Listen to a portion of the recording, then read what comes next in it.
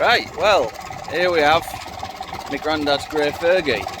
So he bought this in the 1960s when he bought his small holding, and I think it's about a 1953. It's a diesel, and then he made them, I think it was like 51 to 56, so it's definitely, it's 70 years old plus. It came here because it had some gear issues. It was wet. It would select first, second, third and fourth, but not start or reverse, which is always a bit of an issue if you can't start the thing. So I came here, I've managed to get it freed up so it'll actually start and drive, but it seems it goes into second and then the shifter drops out and then you're stuck in second. There's nothing you can do about it. So it's got a few other issues. I'm going to split it in half. It needs a rear crank seal doing while I'm in there. I'm sort the gear selectors out.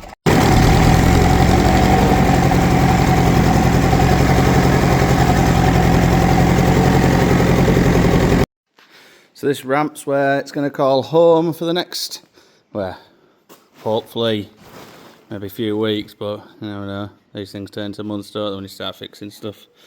Like I say, my grandma bought this in the 1960s, and I think that was probably the last time it was both washed and serviced.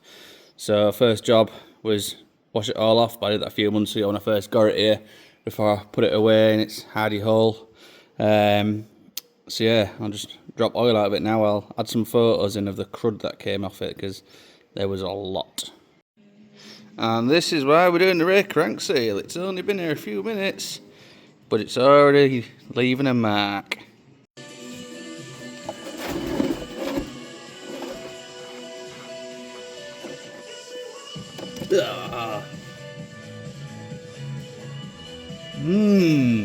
Black. I did suspect it was going to be that colour because of all the oil on the floor.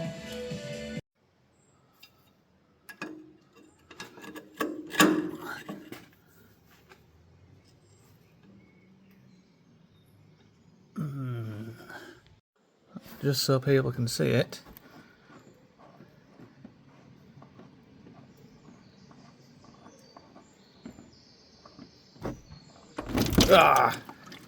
It was water anyway. There's water coming out of there. That is some healthy looking hydraulic oil.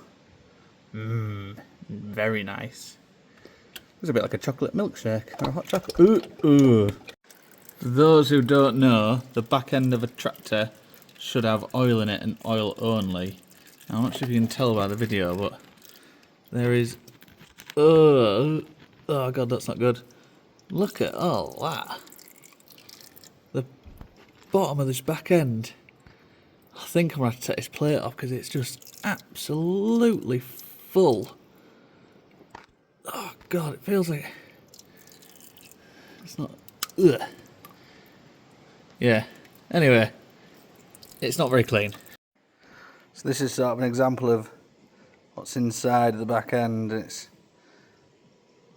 yeah, chunky. I don't think I've ever described oil as chunky before. Oh well. So there's so much rubbish in the bottom of the back end that it's actually bunged the funnel. Go on.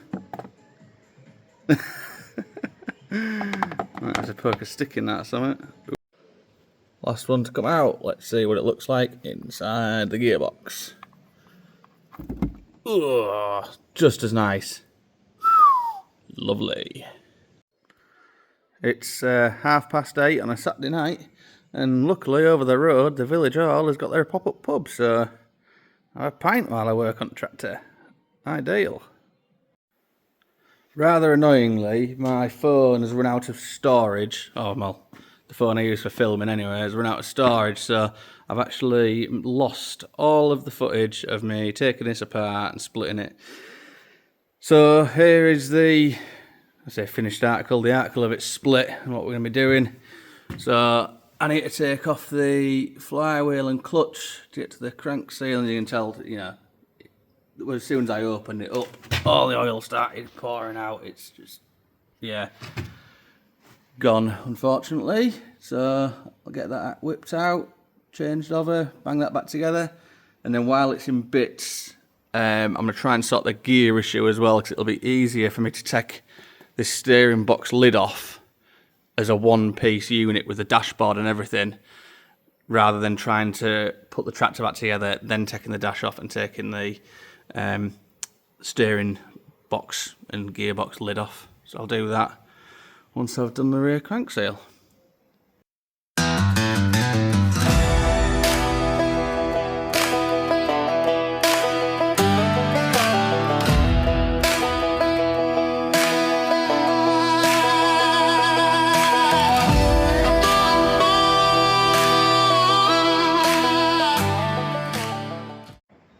Well, it's off. We've got to the crank seal housing, so that's next job to come off. As you can see in there, it is black with oil. I think this is well overdue. I think the first time I used this tractor was must be 10 years plus ago now. It was when I was at Young Farmers, and I was using it for ploughing matches, and even then there was oil coming out the bottom of bell housing. I probably wanted doing then, to be honest, but obviously here we are 10 years later, finally with some time. Tonight's job is to see how much of this brake cleaner we can get through while we clean up the back of the engine and the inside of the bell housing, and then we'll get the crank seal retainer off and see what condition it's in, have a look in there. We'll look at the new crank seal in tonight. While I'm on with that, Bob's got Merlo in. He's working on the Fowler. He's shimming a gear on the end of the crank. There's a bit of play in it, so it's a bit dodgy. It keeps trying to jump into drive while it's ploughing, so I'll try and shim that up, and hopefully that'll solve that issue.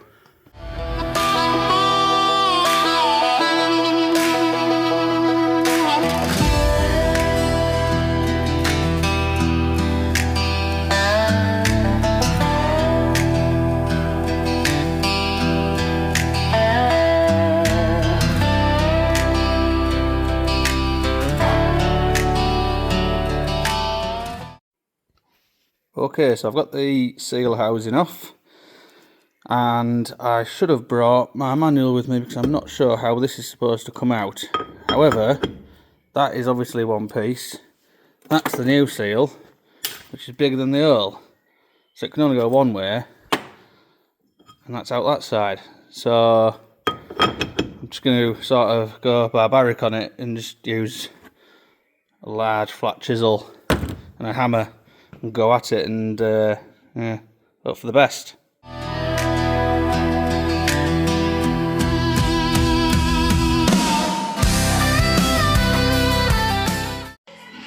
Right, I've got the old seal out. I've cleaned up the housing. The old seal and the new seal are slightly different, but it would appear that every aftermarket seal is like this as opposed to like this. So I'm going to stick that in there. I don't have a seal driver big enough, so I'm going to try and use this old steel seal because it seems quite thick to drive it in with, and failing that, I've got a selection of punches.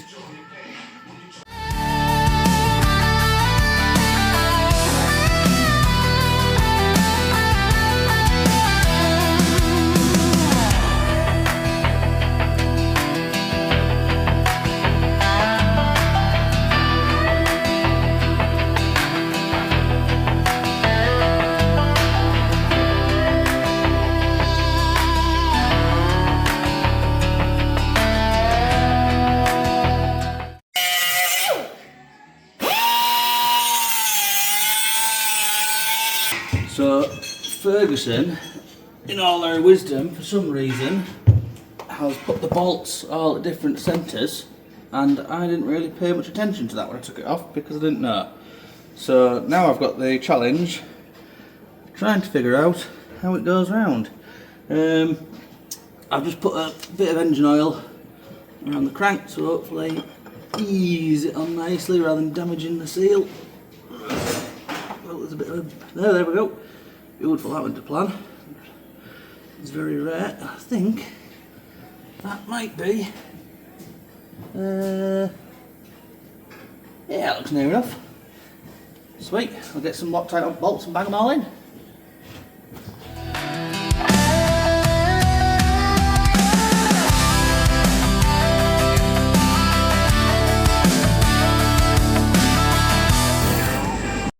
on, show us a shim. Here we go. Nice. Beautiful. Homemade. Flattened out. Now you can watch me struggle. Strong lad is Bob. And Fowler parts are really light. It's not a tight fit at least.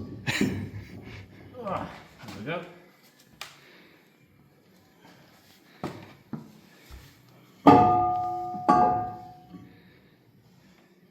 The test is whether we can get the. I say, when I get the collar on. Which was on. I should move to one side so you can see what I'm doing. Yeah, so that shim should take the play out that was in between the collar and the bell gear, which will then take a bit of slack out of all the fittings. Well, the shim I made was exactly the right size. There was no slack to spare. I might just have to. I might need a persuasion tool. Turn the crank to get it on top. So I'm putting it back in the same orientation it came out. Yeah, keep going. Keep going. There you go, you're facing downhill enough there.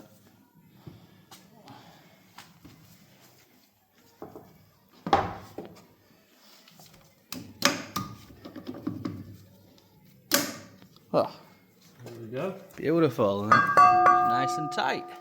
Yeah. Anyone would think you had like a master's degree in engineering or something. Yeah, well, we'll give the crank a spin and see if it goes all the way around. Because that's the test, isn't it? Yeah. The crank seal's all done, wherever it is in there.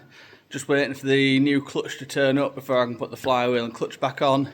Next job we're going to do is take the steering box off and the lid for the gearbox. We're getting there, put a bit of weld and on the selectors and try and die grind it back so it's something like original, but we won't work on it this weekend because it's one of our local shows this weekend. It's Duncan Park Traction Engine Rally, so I'll just turn this camera. So we've got the K5 out the shed, Yaroslava 1908 is that one, that's a John Fowler ploughing engine, so that's going up back at wagon when it turns up. It should be here shortly, and we're just getting the Sentinel up to steam and filling up with water and bits and bobs. Got some coal to chuck on, and then we'll be away. So I'll end this video here. I'll do another video in a couple of weeks where I've done a bit more work to the little grey Fergie, and I'll probably do a video of Duncan Park as well. So yeah, I'll see you all soon. Thank you.